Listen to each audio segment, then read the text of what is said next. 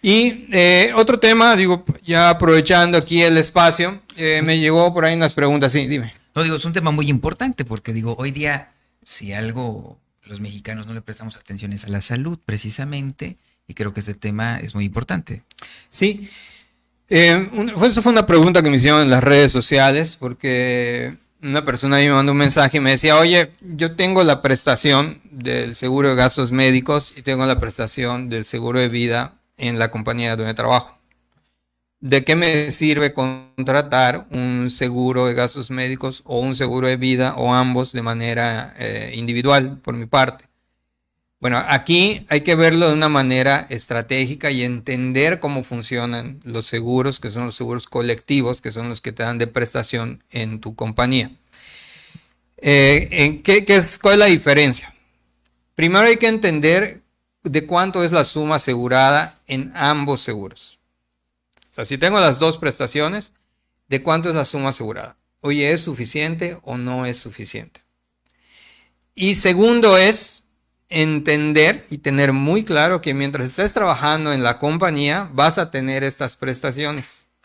El día que dejes de trabajar en la compañía por X o por Y razón, vas a dejar de tener estas prestaciones. Salvo que te vayas a otra compañía donde te vuelvan a dar estas prestaciones. Y la pregunta sería exactamente la misma. ¿Es suficiente la suma asegurada que te dan en ambos instrumentos o no es suficiente? Porque a veces, y vamos a hablar de cada uno, hay que verlo con estrategia. En el seguro de gastos médicos mayores,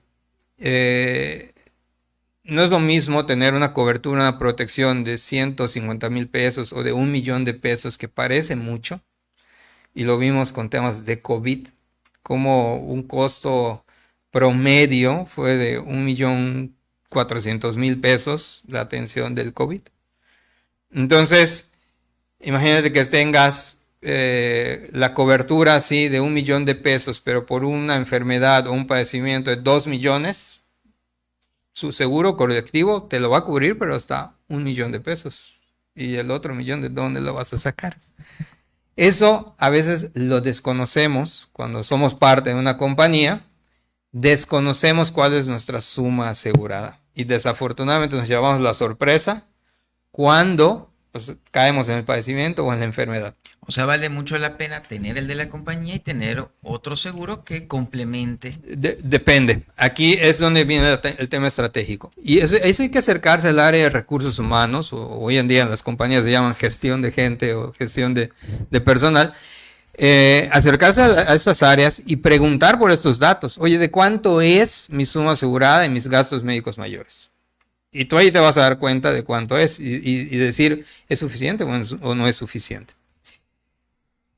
Pero también existe un concepto que en los seguros colectivos la compañía puede estar pagando, y eso puede ser un beneficio, que se llama el derecho de conversión. ¿Qué significa esto? Si la compañía está pagando ese derecho de conversión, quiere decir que si tú dejas de trabajar en la compañía, debes pedir tu carta donde te están poniendo la antigüedad, desde cuándo estás cubierto con ese seguro de gastos médicos colectivos, para que en los siguientes 30 días, cuando mucho, puedas ir tú de manera individual y meter este escrito, y entonces te reconocen la antigüedad que traes con la póliza colectiva. Claro, habrá compañías que te reconozcan 2, 3 años, y hay compañías que te dicen, oye, sí, te reconozco toda la antigüedad. Pero hay un tiempo límite. Pero hay un tiempo límite, que son 30 días para hacer ese trámite. Yo voy el día 31, ya no hay forma de cómo te lo puedan reconocer. Y es con el escrito. Entonces, eso es importante, es entender la prestación. No solamente es decir, tengo la cobertura de gastos médicos, sino es cuánto me cubre y si tiene un derecho de conversión. Si no tiene un derecho de conversión la póliza colectiva, entonces sí, es recomendable que si la suma asegurada no es suficiente y no hay derecho de conversión, asistas a una asesoría y adquirir un seguro de gastos médicos mayores, de tal manera que se complemente, o cuando se acabe esa suma asegurada, tengas una protección que te cubra más allá de esa suma asegurada, ¿no? Entonces, sí es importante. Ahí es un tema estratégico, es un tema de asesoría. En el caso del seguro de vida es diferente. En el seguro de vida no hay reconocimientos de antigüedad. Tú dejas de trabajar en la compañía y pierdes la prestación. Salvo que vayas a otra compañía donde tengas un seguro de vida. Pero es exactamente lo mismo. ¿Cuánto y qué me cubre? Solamente me cubre por fallecimiento, o sea, cubre a mis beneficiarios por el fallecimiento, o te cubre también por una invalidez total, o te cubre también por un accidente, o te cubre también por una enfermedad grave. Esos son datos que hay que preguntar y que deberíamos tener una copia de nuestra póliza colectiva y para que nuestros beneficiarios o tú, si te cubre en estos temas que platicamos, tú sepas cómo poder reclamarlo, ¿no? Porque tienes derecho a ello. Pero una vez que salgas de la compañía por X o por Y, pierdes ese beneficio. Y aquí no hay derechos de conversión, no hay reconocimientos de antigüedad, no hay nada. Si tú te independizas o entras a otra compañía donde no tengas la prestación de un seguro de vida, vas a tener que contratar tu seguro de vida. Y para contratar un seguro de vida, la edad y el estado de salud son importantes e indispensables para poder contratarlo.